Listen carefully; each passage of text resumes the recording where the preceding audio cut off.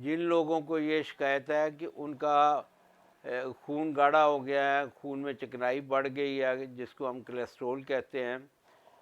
تو اس کے لیے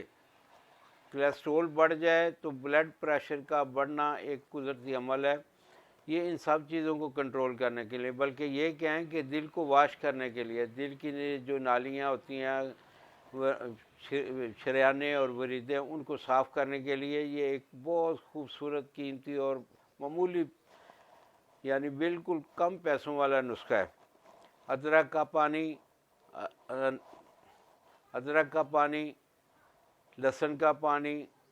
اور شہد اور لیموں کا پانی، یہ چاروں چیزیں ایک ہی وزن میں لینی ہے، یعنی برابر وزن لینی ہے، اور ان کو مکس کر کے رکھیں۔ ان میں سے 2 چمچ صبح اور 2 شام پانی میں ملا کے پئیں۔